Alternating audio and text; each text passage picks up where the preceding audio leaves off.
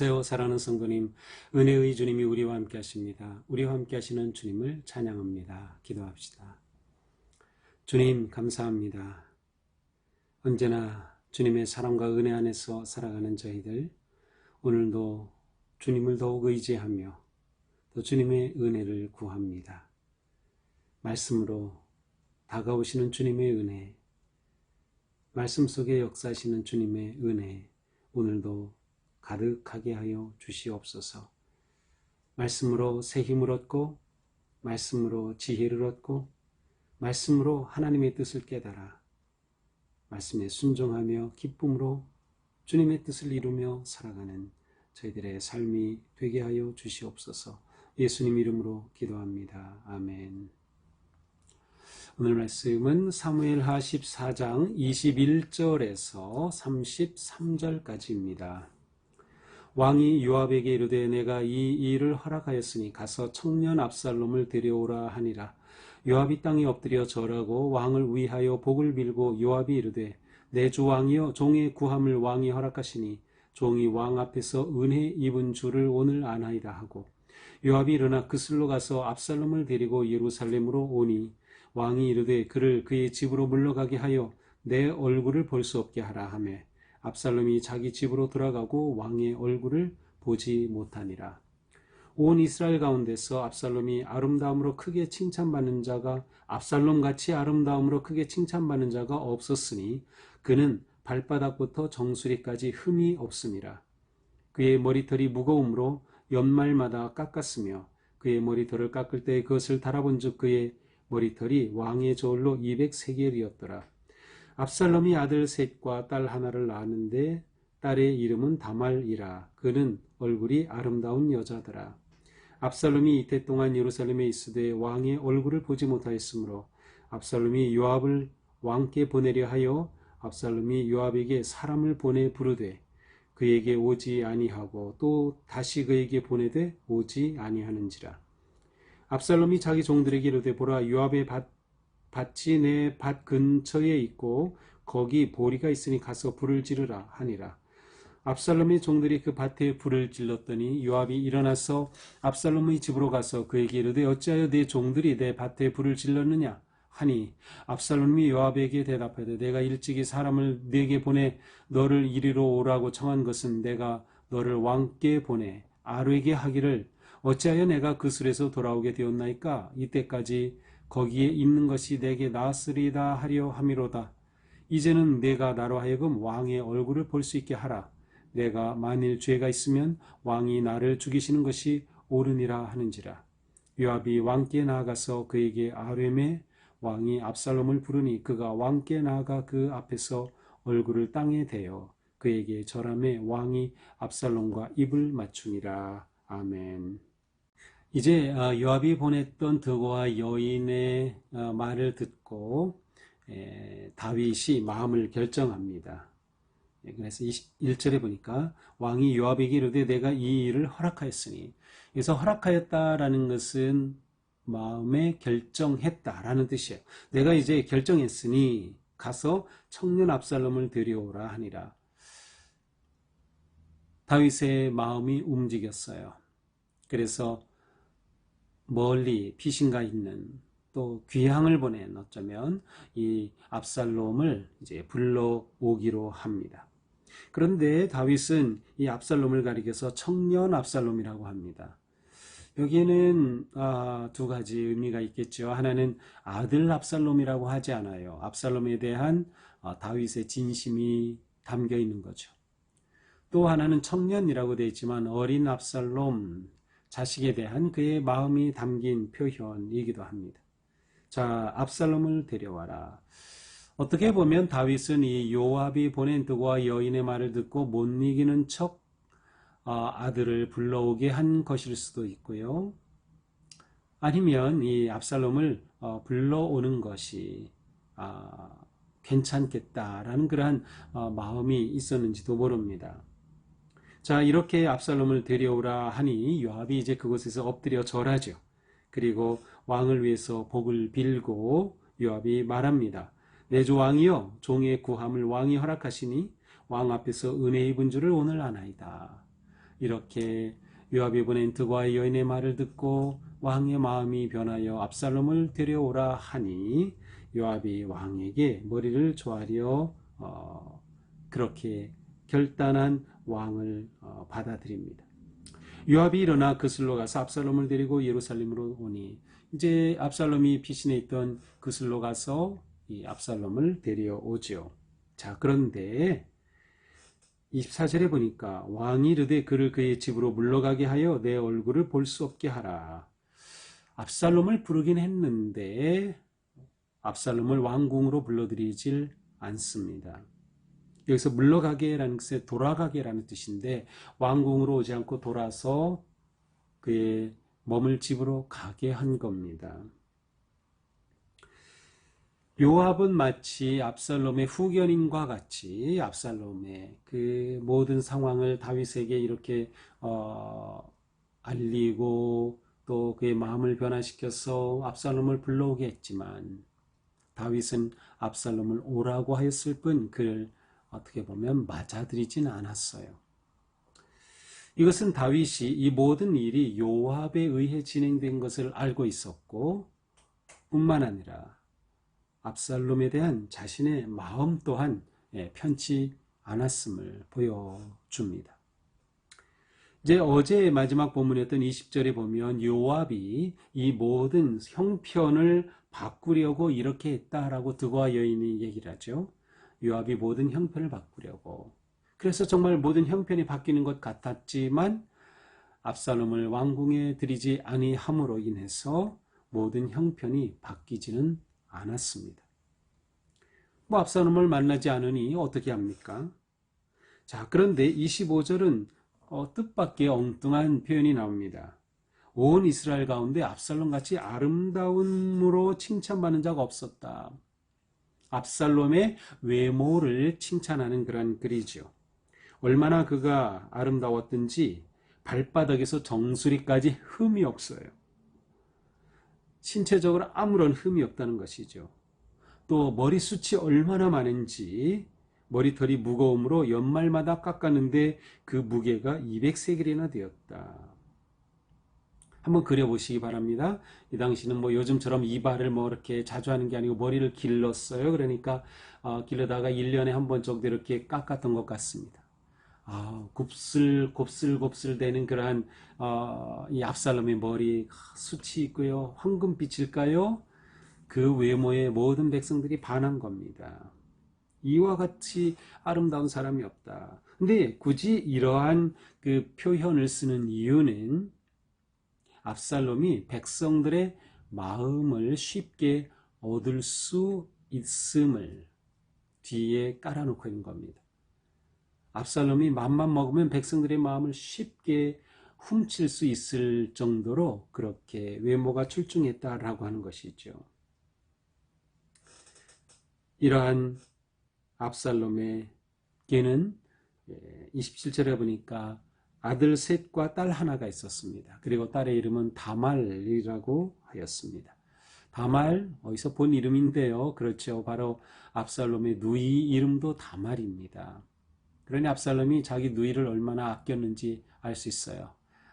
딸 이름도 다말이라고 지었습니다. 아들 셋이 있었는데 불행하게도 18장 이제 사무엘하 18장 18절에 가서 보면 압살롬이 이렇게 한탄합니다. 압살롬이 살았을 때 자기를 위하여 한 비석을 마련하여 세웠으니 압살롬이 있으면서 자기 비석을 세웠는데 이는 그가 자기 이름을 전할 아들이 내게 없다고 말하였다. 내게는 내 이름을 이을 아들이 없어 라고 한탄했다는 말이죠.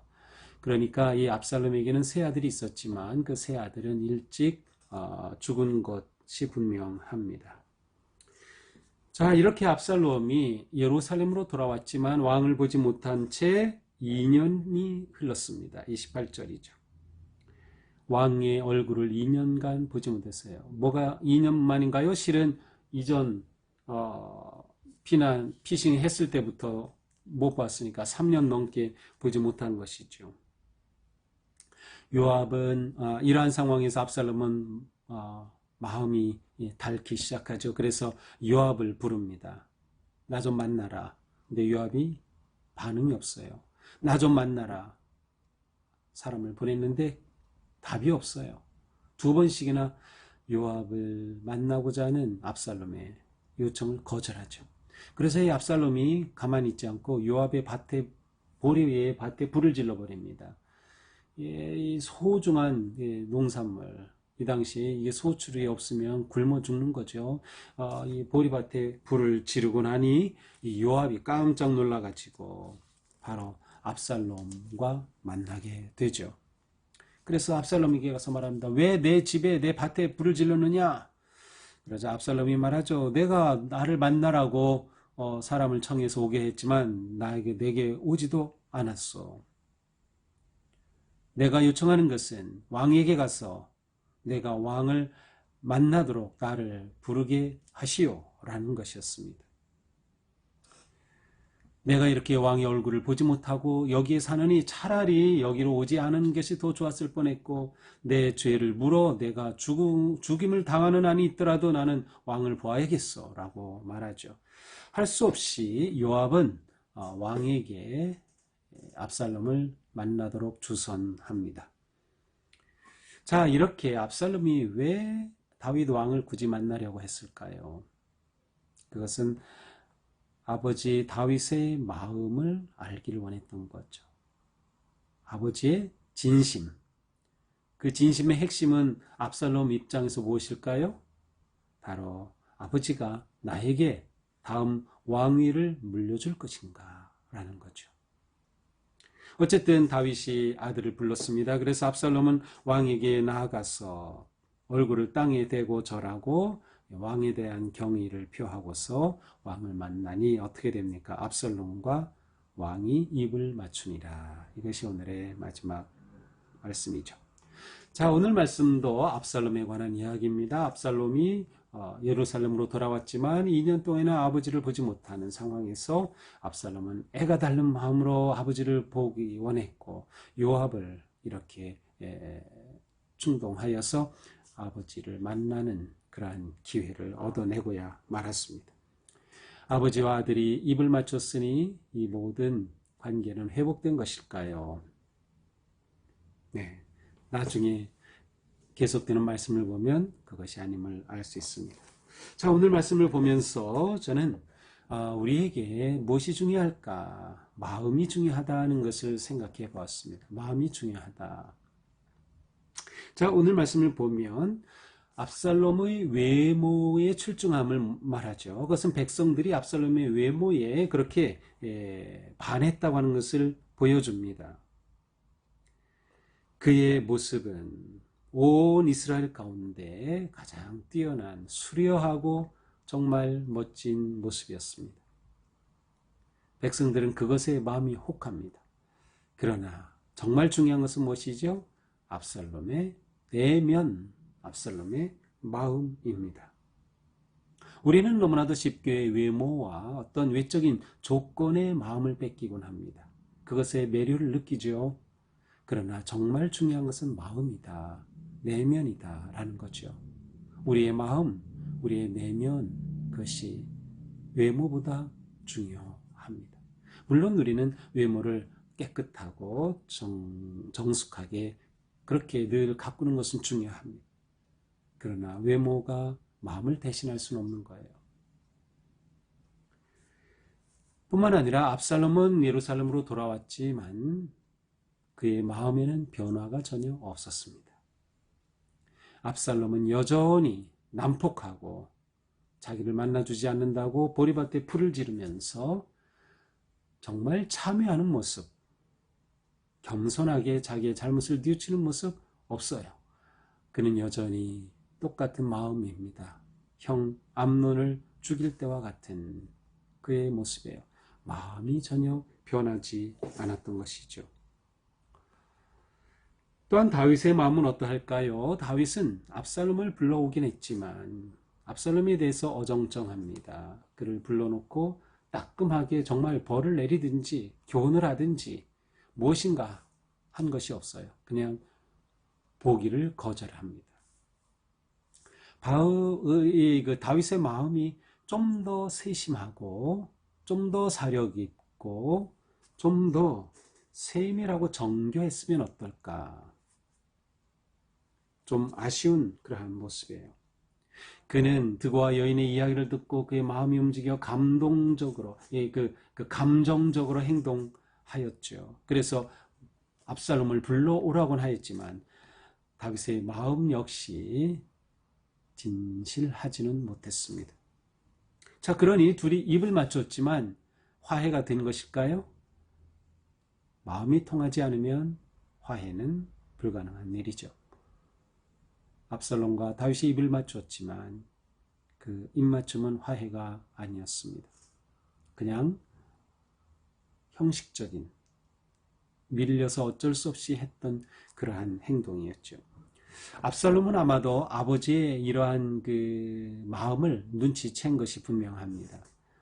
비록 본문에는 내용이 나오지 않죠. 하지만 무슨 말을 했을 수도 있고요. 다윗과 압살롬이 입을 맞췄지만 그 후 압살롬은 아버지는 나를 다음 후계자로 세울 생각이 없구나라는 것을 확신했습니다. 그래서 이제 내일부터 보게 되는 이러한 내용에서 압살롬의 반격이 시작이 되는 것이죠. 자, 우리는 살아가면서 하나님의 자녀로서 무엇보다 하나님 마음에 합당한 마음을 지녀야겠다는 거죠.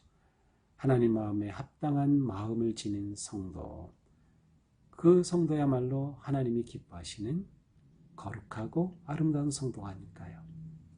오늘 우리는 우리의 마음을 한번 돌아보면서 내 마음이 어떠한지, 내 마음의 결을, 내 마음의 반응과 내 마음의 생각을 한번 돌아보면서 하나님 앞에 겸손하고 온유하고 사랑받을 만한 그러한 아름다운 마음으로 새로워지는 복된 하루가 되기를 축복합니다. 기도하겠습니다. 주님, 오늘 말씀을 통해서 우리의 마음의 중요함을 깨닫습니다. 우리가 겉으로 드러난 외적인 모습, 또 겉으로 드러난 행동, 이것도 중요하지만 우리의 마음이 더 중요한 것을 잊지 말게 하여 주시옵소서. 오늘도 살아가면서 저의 마음이 하나님의 것이 되고 마음이 말씀으로 새로워지고 마음이 주님 기뻐하실 거룩하고 아름다운 마음 되게 하여 주시옵소서. 우리가 서로 마음이 통하는 성도들 되고 마음이 통하는 가족이 되고 마음이 통하는 이웃이 되고 선하고 아름다운 마음으로 평화롭고 행복한 세상을 만들어가는 우리가 되게 하여 주시옵소서. 예수님 이름으로 기도합니다. 아멘. 네, 오늘도 주님의 은혜 안에서 우리의 마음이 거룩하고 향기롭기를 축복합니다. 사랑합니다.